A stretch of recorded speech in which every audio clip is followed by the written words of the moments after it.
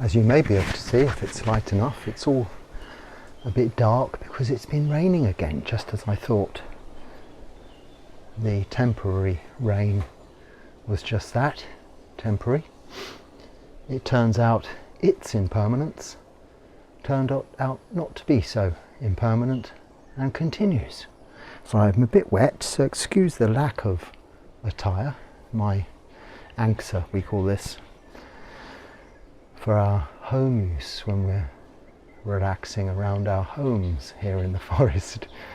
This is what we wear. My jiwon, my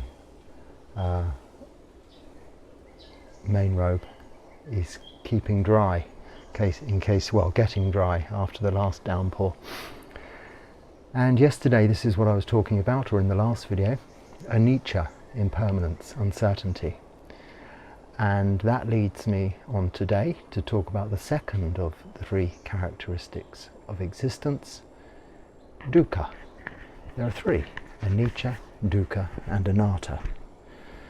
And these realizations of anicca, impermanence, and dukkha, suffering or unsatisfactoriness, and anatta, not self, the three characteristics of existence, or as I sometimes refer to them, the fundamental faculties of existence, are what we develop in terms of wisdom and understanding in accordance with the Buddha's teachings, but through our practice of Buddhism, which is the Noble Eightfold Path: sila, moral virtue; samadhi, meditation; and panya, wisdom, being the beginning of the Noble Eightfold Path, right view.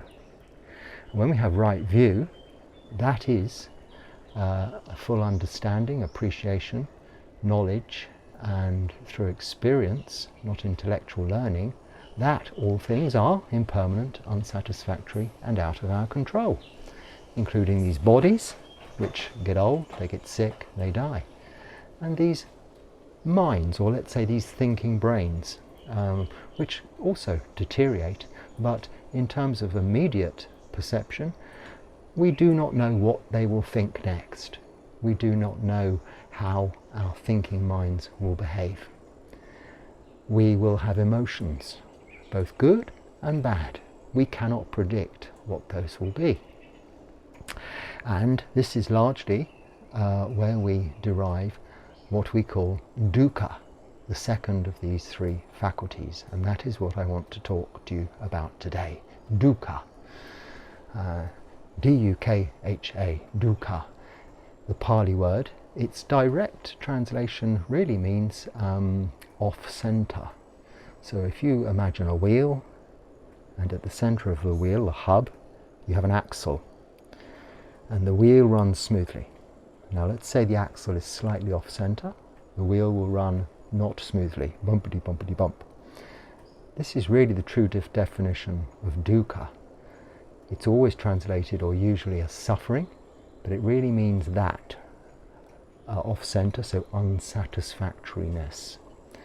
And a lot of our suffering, our unsatisfactoriness in life, comes about due to the first of these three faculties, anicca, uncertainty or impermanence. Now, as I kind of explained yesterday, or talked about, I think, yesterday, not so much the mere knowledge or intellectual facts of knowing impermanence, that we get old, we get sick and die, but the uncertainty behind that. Of course we know we get old, we get sick, we die, but it's the uncertainty as to when that will happen, how it will happen. Will it take us by surprise? It shouldn't. We know it's going to happen, so it should be expected. But we put it to the back of our thoughts, to the back of our minds. So when anything onerous comes along in our lives, it often does take us by surprise. And this is what causes, of course, suffering. Now in the next video I will talk about the third, anatta, not self, all things being out of our control. of these three characteristics of existence. But today, just looking at suffering, let's see how this really works. It can work in two opposing, seemingly paradoxical paradigms, in that suffering comes as a result of wanting something we cannot have, or not wanting something we have.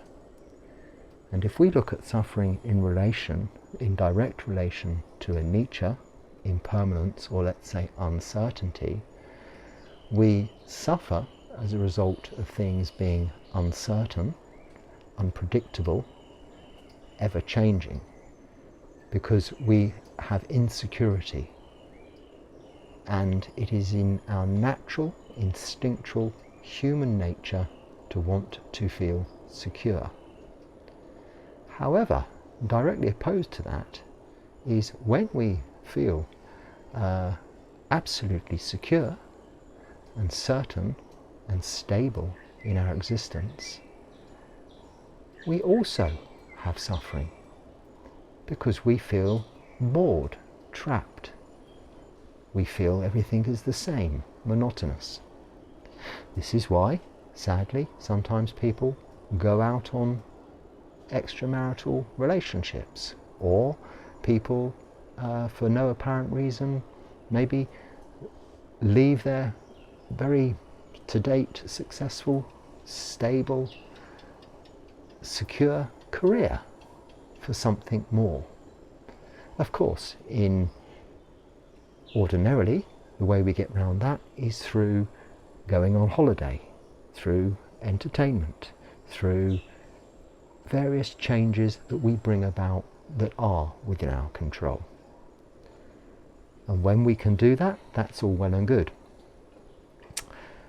But by that very evidence, it shows you that neither the stable state or the unstable state is satisfactory.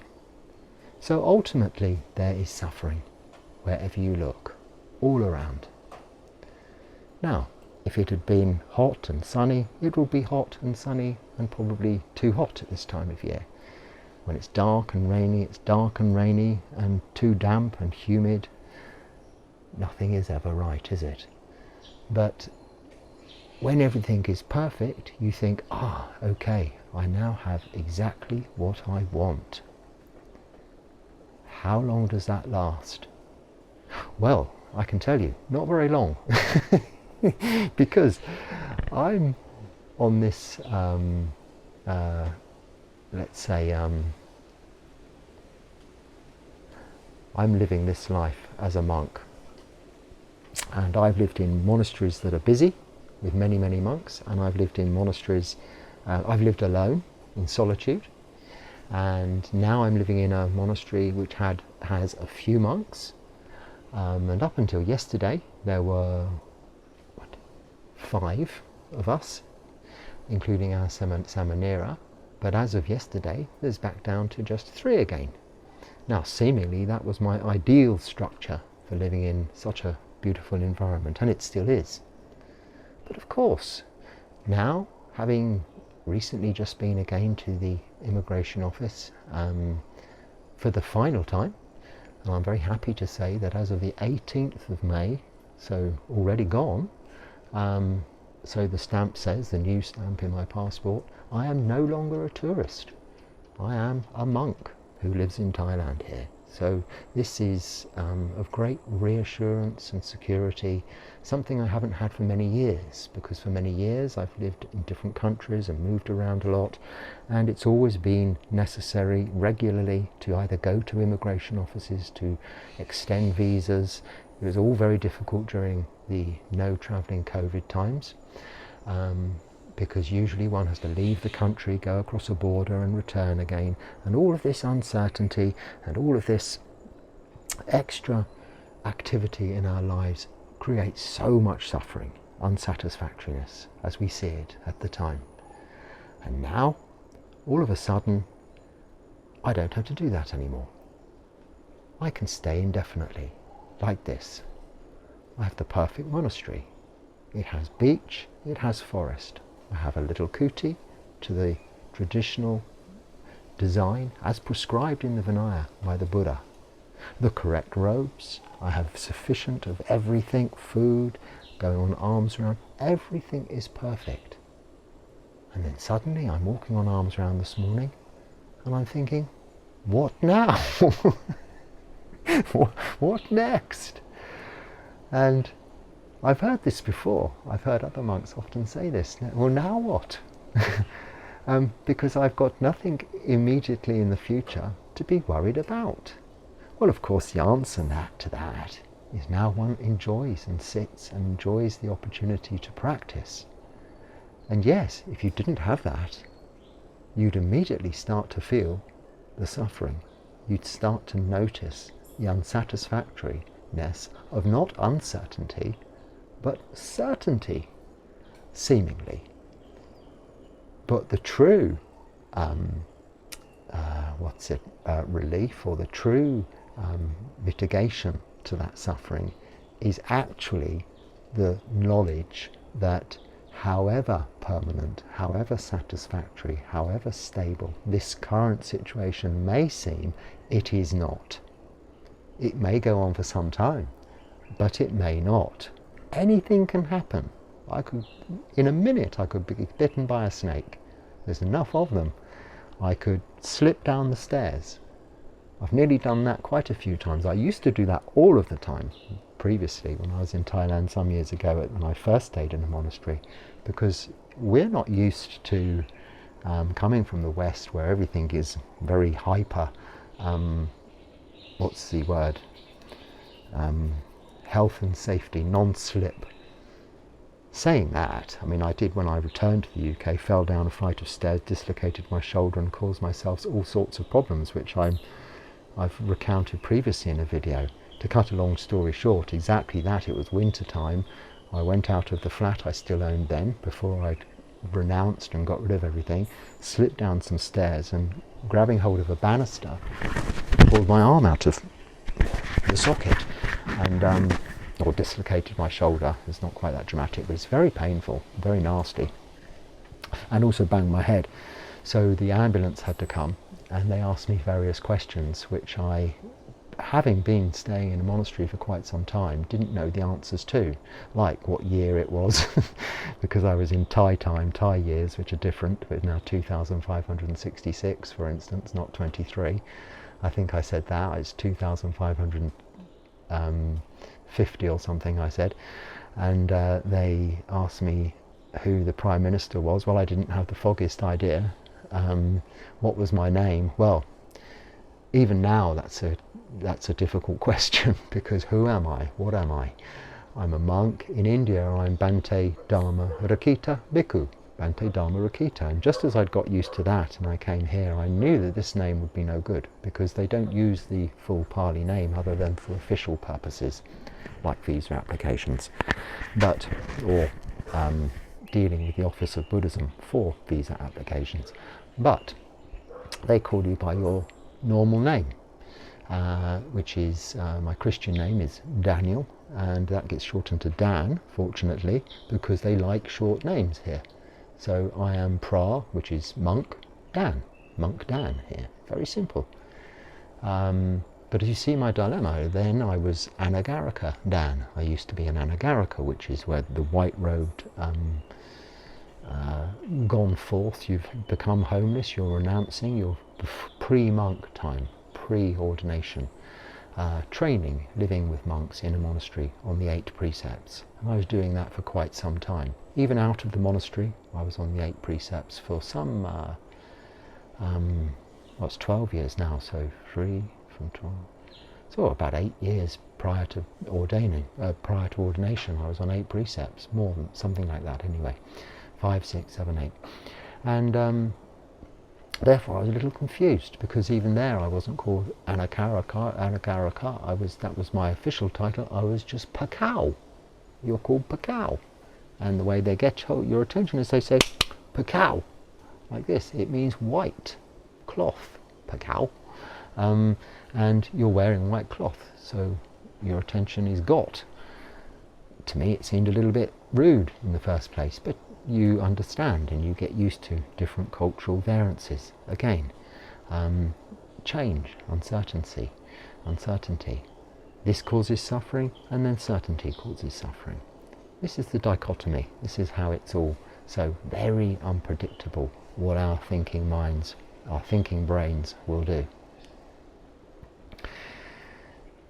So I was asked all these questions by the ambulance people. When I failed the test, they had to take me to hospital because they thought I had concussion, even though I didn't. I just didn't have a clue what I was up to at the time. Absolutely sober, but seemed drunk, you know? Drunk on contentment, I suppose. But was I content then? No, probably not. I was still looking for something. Now I have everything I've been looking for. The perfect monastery, the perfect culture in the perfect country, with the perfect climate. I know it's raining now, but of course it has to rain. Like my own country, England, if it wasn't that it rained from time to time, it wouldn't have the agricultural industry that it has. It wouldn't have the beautiful green scenery that it has. Similarly, Thailand's like that. It's beautifully green. It has wonderful agricultural fruit and rice, different, tropical, but similar in nature, quite independent, and that makes for a very beautiful place to live. So everything here. But then, walking on arms around this morning, I'm thinking, oh, what now? What next? And like yesterday, when I was walking on arms around, I came back to the breath. Bhutto, Bhutto, Bhutto.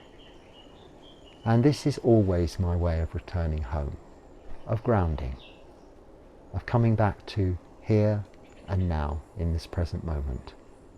And then also getting in touch with that which knows. Because I'll repeat what I said in the last video, that which knows does not change. So that which knew I was laying in the minus 3 degrees winter of England in a puddle of snow and ice at the bottom of a staircase with a very painful dislocated shoulder is exactly the same knowing quality that is here now. And that knower was experiencing not in itself a huge amount of suffering. It was just seeing, witnessing the physical body and the brain, thinking brain's understanding of pain and suffering. Now, getting into that situation, remembering it as I did, as an early practitioner, I was very eager and intense about my practice and my meditation, and knew that this was an opportunity to really put it into practice and be with the breath, be with that which knows, and say, no, this is just pain. It's just that. It's just the physical body. It's just that. But as soon as the paramedics arrived, I would say, give me some gas and air, give me some morphine, give me something. Because it was still the physical body in some severe pain. And I wasn't detached. I was not able to separate my thinking brain and its understanding of the pain that I was experiencing there and then, and just be with the knowing. And probably still, if I was to ever experience that amount of pain again, it would be the same. But perhaps not to such a big degree or high degree, because this is a gradual training, a gradual path. And the point of this practice is to develop that quality of being with that which knows. Vipassana is something that we hear about in terms of meditation along with samadhi. Samadhi is single-pointed focus on one thing. We sit formally in meditation and we develop samadhi, bringing all of our conscious awareness to one point object of meditation, whether it be a mantra, Bhutto, Bhutto, Bhutto, or the breath. And by this we will develop ultimately stages in samadhi which will separate us, our knowing our quality of knowing, that which knows, from the physical body and even the thinking brain, thoughts. And just witness, just be. Conscious awareness in timeless, infinite spaciousness. Space. The fifth of 6 elements. The 6 elements being solidity, solid, or earth, liquidity, or liquid, water, wind, gaseous, air, wind, not to be confused with space, and fire, temperature, the heat of the body. And then within the body itself there is space, not just the areas of obvious space like in the nasal area or in the lungs or in the tummy, because that really is more to do with wind and airflow, but the real physical space that is within each atom, each molecule, each part that makes up our being, and every solid thing we see in the world, all conditioned things, are a huge percentage of pure space, with just protons and neutrons somehow magically glued together in, or not glued together, floating around, attracted to each other in this space. So really everything all could merge into one if it wasn't whatever it is that holds everything separately, including ourselves. And then there is our conscious awareness, that which knows.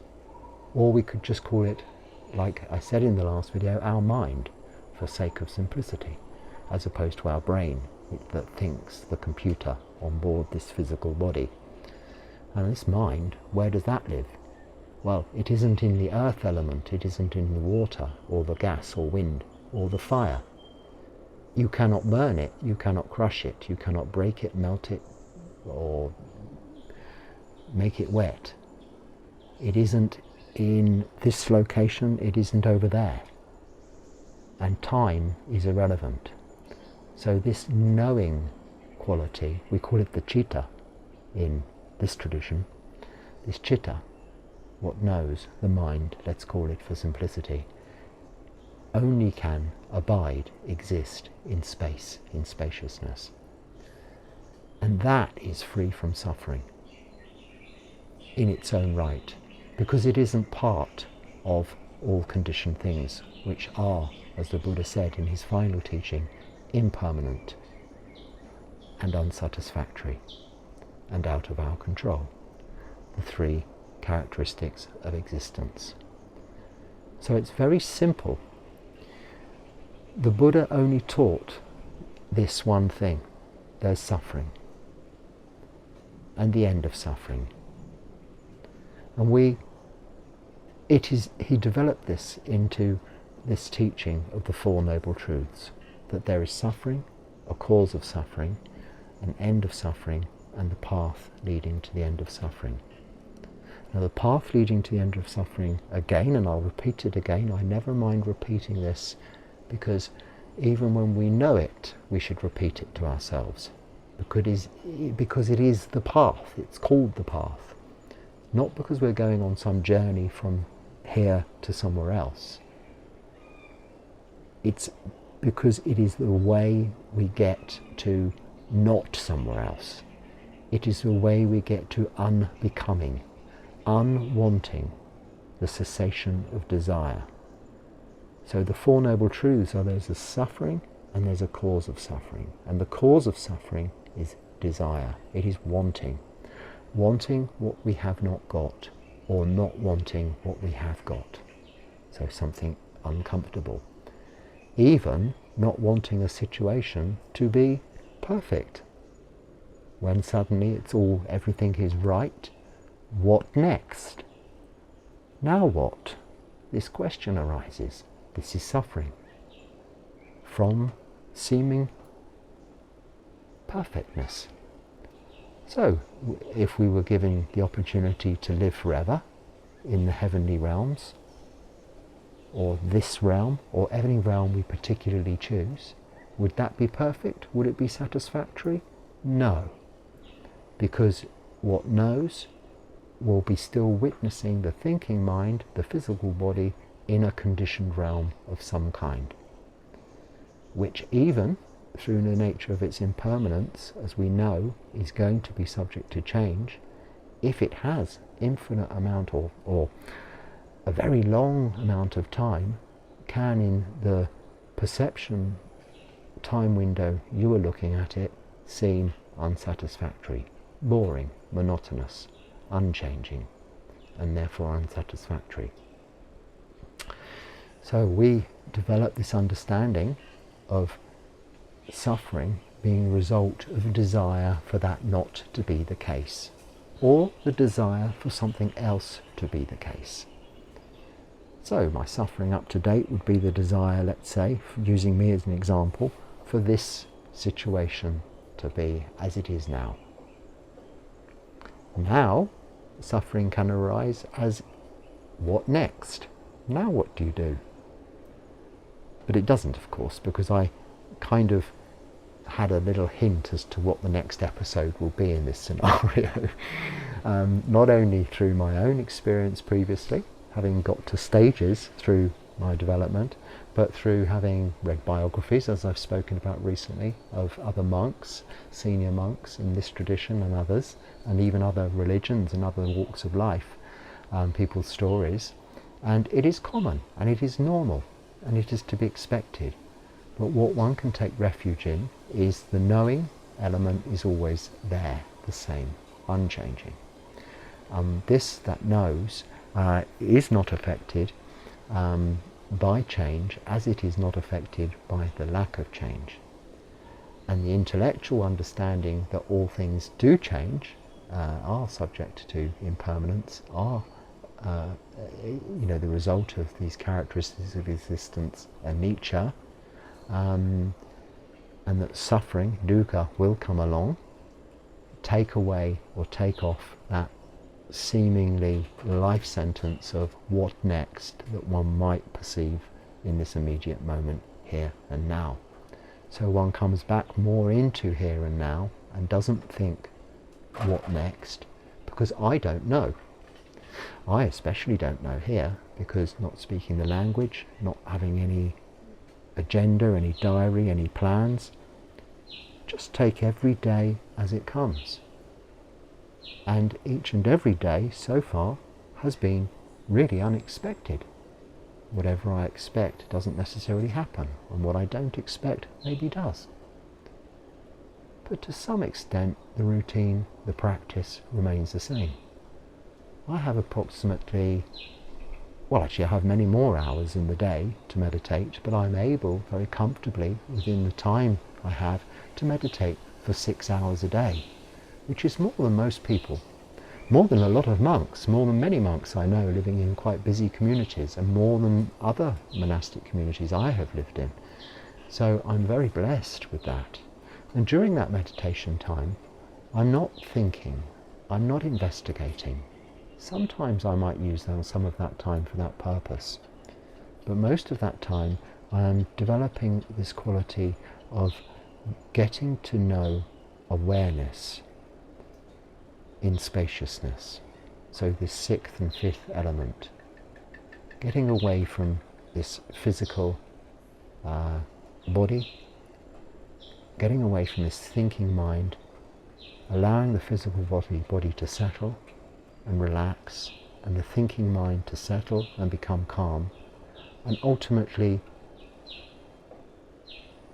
not leaving them, but paying no attention to them,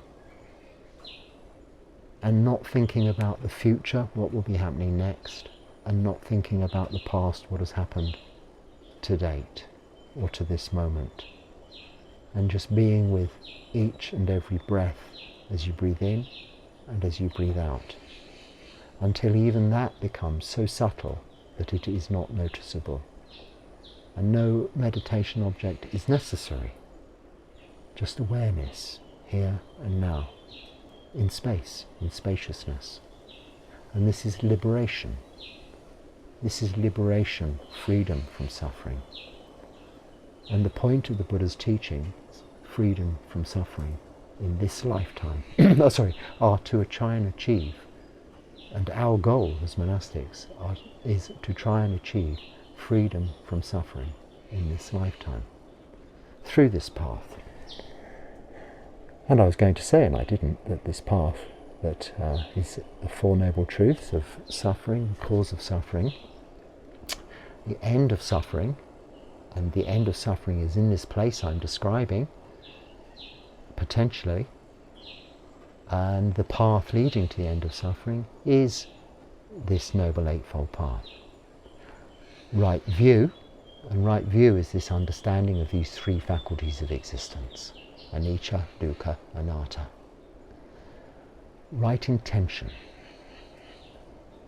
All that we do is as a result, all that we do in terms of our actions of body, speech and mind, actions. And we have heard the word karma, and this word karma is, the true translation of this word karma in the Pali word karma, as opposed to Sanskrit, K-A-M-M-A, is actions. And we relate that to actions of body, speech and mind. Wholesome and unwholesome, skillful or unskillful.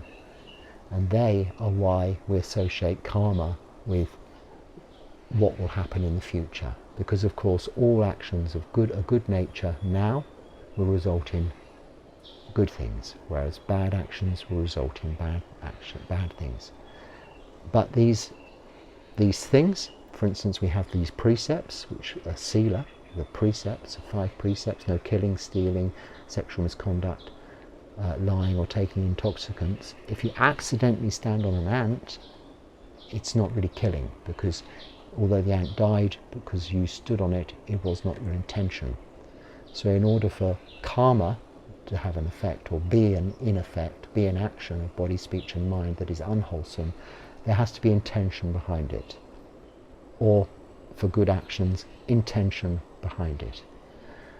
Then right speech, then right actions, right livelihood, right effort, right mindfulness, and right concentration is often then the translation they use in the Noble Eightfold Path, which is the 8th right samadhi.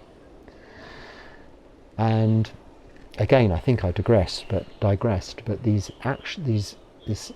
final part of the Noble Eightfold Path of right sati, mindfulness, and right samadhi, often also gets a little confused, because we have these definitions of meditation as vipassana and samadhi. And vipassana, samadhi, as I was saying, is sitting, being focused on one single meditation object, whereas vipassana often is thought of as a practice. Well, it is not actually a practice. It gets thought of such because you have vipassana courses, you've heard of the Vipassana Goenka tradition. It is the phrase, the word vipassana has been coined and used as describing a technique, for want of a better word, but its actual meaning is seeing clearly, seeing very clearly. And when we see very clearly the nature of existence, but also we can see very clearly through the practice of sati, mindfulness, it gets translated as, but really means recollection or memory, recalling, remembering, to be aware in the present moment of all things you are doing, all actions of body, speech and mind, all karma you're producing. You are seeing clearly that the results of these karmic actions will have an effect. And this is what I'll go on to talk to you about in the next. I don't really plan these videos ahead, but it's running smoothly from anicca into dukkha, so consequently the next video I will obviously talk about the third of the characteristics of existence, anatta. But leaving that for that talk, and back to suffering, this is where suffering comes from. So even in seemingly my idyllic life as a monk, able to practice meditation for 6 hours a day, being fed, housed, living in an environment I love, with all of nature around me, even in the rain, as you can see around me, it's very beautiful, the sounds are very lovely. and I couldn't ask for better company. I'm living with senior monastic ajahns. Okay, we can't have much in the way of conversation, but even if we spoke the same language, we wouldn't, because we practice noble silence. We don't have sampa palapa, which is idle chit-chat, unnecessary conversations. The two ajahns, they're not chitter-chatting all day long. They both speak the same language. They speak as little as I speak to them. So I'm not alone. This is the practice. To be with our thoughts, with ourselves, in conjunction with others. When it's necessary to speak, it's easy enough to communicate. One can mime, point, gesture. It's there. Google Translate. It's never really been necessary to use that even, because the Vinaya, the way the Buddha taught us monks how to live, is the same for all monastics throughout the world. So, okay, specific traditions have their variances on that in terms of temple procedure, where you live, the core what, the little bylaws, but I've been trained in those in this country. So it's quite easy for me to have now been here for, I don't know, over 5 months, getting on 6 months, and know what to do next. So even taking into account all of that, this little bit of dukkha began to arise this morning, this little bit of suffering. But I understand why. It was the desire for uncertainty. Having arrived at a stable, secure situation of certainty, as one can often do in lay life, just the same, you can then put on the TV or go to the cinema or book a holiday. But when you're in this life, you can't do that. Why? Because that is just a distraction from seeing the truth. And this is what it's all about, the truth, the Four Noble Truths. The truth about suffering, the truth about the cause of suffering, and the truth about the end of suffering, and the truth about the path leading to the end of suffering. If you just put the headphones on and listen to some music or watch a video, this isn't witnessing the truth. This isn't that which knows, the chitta, the knower, seeing how the physical body and the thinking mind deals with suffering. It is just witnessing the physical body and thinking mind distracting itself from suffering. Getting something to eat, getting something to drink, going to the fridge. We can't do that. So we have to be with the suffering. Sitting, watching, observing. Knowing that that too is impermanent and out of our control. But through experience of doing this, knowing that it is fairly certain it is not permanent and it will pass. So it may feel quite deep, it may feel quite affecting, this dukkha, when it arises. You may feel butterflies in your tummy, a lump in the throat. You may feel the necessity to react, to run, to get away, aversion, or to go to something else that distracts your attention from it. Like getting out of the rain, into some shelter. This is the training, this is the practice, to just see it for what it is, observe, witness, and to some extent get wet. Of course it's not the rain, this is figuratively speaking, but experience that feeling. And then experience the effect of when that feeling passes away, not through distraction, but of its own accord.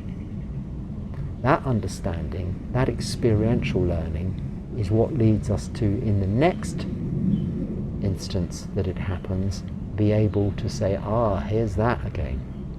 That is what's next. That is what now. That is, oh dear, how does it go from here? that is your happy ending. That is, they all lived happily ever after. Because it is learning the Four Noble Truths, the cause of suffering. The cause of suffering is purely just wanting. Not needing, that's a different thing. We need certain things. But most of what we think we need is just what we want. And when we don't have what we want, I didn't think I wanted uncertainty about where I was living, uncertainty about problems with visas, uncertainty about which country I'll be in the next, even few days or few weeks or few months, as it's been constantly for the last probably 15 years of my life. And now I don't have that uncertainty. I think, now what? But that's just the same thing. It's just the other side of the coin. But with Vipassana, which is not a practice, it's a quality we develop. With having developed this quality of seeing very clearly both the faculties of existence or the characteristics of existence, and being able to recall through mindfulness of these experiences in the thinking brain, and all emotions that arise in the thinking brain have their corresponding bodily feelings too, as do bodily feelings, and pain, for instance, have corresponding mental emotions.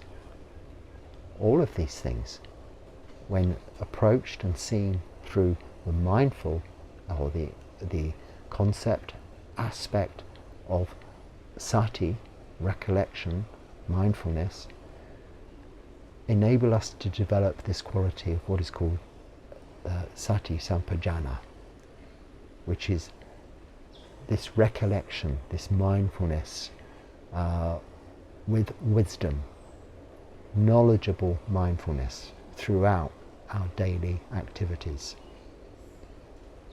And this is the quality we are developing through that noble Eightfold Path.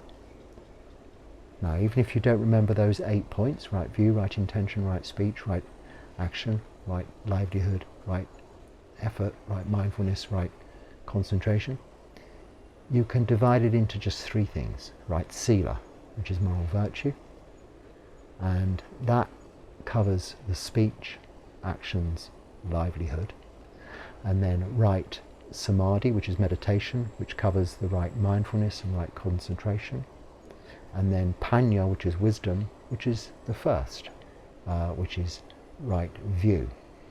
I left out right intention, that comes under sila also. There's also right effort there between right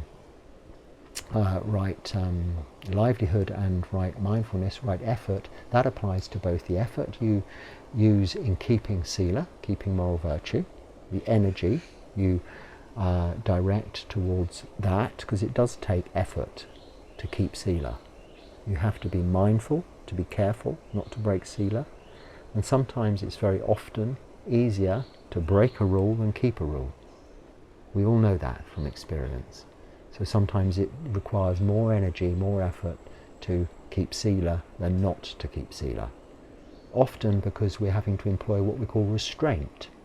Especially as monastics, we have 227 rules which are there to help develop restraint, this quality of control. Not thinking we can control the future or even our physical bodies or our thinking minds, but at least control our actions of body, speech and mind, and therefore being responsible for our own karma. The development of wholesome mind states and the reduction of unwholesome mind states. And this is our job as monks, this is our practice. So there's a lot to do. So it isn't what's next, it's wow, now this is really the time to get deep into this practice without all those other distractions. So that's what I'll be doing, and hopefully you will continue to be with me as I continue to practice in this way, in this location for as long as this situation currently lasts, which we cannot determine. As I say, Mr. Cobra, Python, whatever other hundreds of different snakes they have here, or I had a scorpion the other day following me around, bites me, or I end up somewhere either in a grave or in a hospital, or maybe just continuing here for the next 20 years talking to you like this. Who knows? It doesn't matter. What matters is what's happening here and now, in this very present moment. I hopefully will be here to continue this set of 3 topics and talk to you tomorrow about anatta. But in the meantime, think about suffering as being whatever it is you're suffering from at the moment. If you can see what the cause is, it helps you to deal with what the suffering is. So however bad the situation seems, you can always put it down to desire being the wanting not to have that situation as it is, or desire being the wanting to have something you haven't got. And this is like having 2 arrows, the Buddha described it as. The first arrow is the pain, the suffering. The second arrow is the desire not to have that suffering. If you accept the suffering as just that, something, if it's physical, it's pain, it's of a physical body, the physical pain, it's of that nature. Worrying about it, not wanting it, will not help. It's just a second arrow. If it's emotional suffering, which can be quite difficult to determine the reason behind. Just to explain, I mean, I think this actually even, it kind of taught me this morning. The first experience I had of some suffering this morning was the experience of suffering. Feeling less than 100%, a little down, a little, But I didn't know why. I thought, well, why am I not my joyous, smiling, laughing self this morning on arms round? Why am I feeling a bit miserable? And it wasn't the weather, it was nice and sunny. Often the weather, simple thing like that, the weather. And it's not wanting the weather we're seeing. And I thought, what is it? And it took some thinking about, to be honest with you. And it was only when I had to check something on the video I made yesterday. I had to check the sound was there and it had uploaded properly. So it gave me cause to have to listen to it for a little bit. And I heard myself saying in yesterday's video that suffering can come as a result of not necessarily just uncertainty, but when things seem that they're certainly not changing. So when things are impermanent, that gives you uncertainty, which gives you suffering. But then when things seem to be all the same and not changing, that also gives you suffering. And that reminded me, taught me, reminding myself that what I'm experiencing is suffering of what now, what next. I've done everything I needed to do, or it's been done for me, which I'm very grateful for. Nothing more to worry about, just get on with the practice. But without identifying that as the issue in question, I was experiencing a little suffering. Nothing major, nothing to worry about, but just that off-center, that axle not quite there, dukkha. So it's not suffering, just that slight unsatisfactoriness. Everything seems perfect, but I don't feel 100% satisfactory, which is normal and to be expected. But I wasn't identifying where it was coming from. But by identifying where it was coming from, and that there being no what next, there being a little too much certainty, perhaps, for the foreseeable future, ignorantly seeing it that way, I was feeling unsatisfactoriness. But the moment I realized this is where it was coming from, and that it was pure ignorance, delusion, that was making me think that anything was certain about this life, or predictable, or boring, because of course it is not. Everything is unpredictable and far from boring. The minute I realised that, the suffering dissipated. And you can do the same by just getting to the root cause of the suffering, which is desire. So on that point, I will leave it for today, and in the next video talk to you about how we cannot really control any of this, and that word is anatta, not self. So hopefully there's something useful in there for you, and if there is, you can use it. If not, then just you can forget all about it. Maybe you enjoyed the view and the nature sounds, and please, if you feel inclined to do so, please share this video with anyone you like, or use it for whatever purpose you wish. It's all free, it's all there to be taken. Its use to be maximised. Well, I hope it is. Thank you.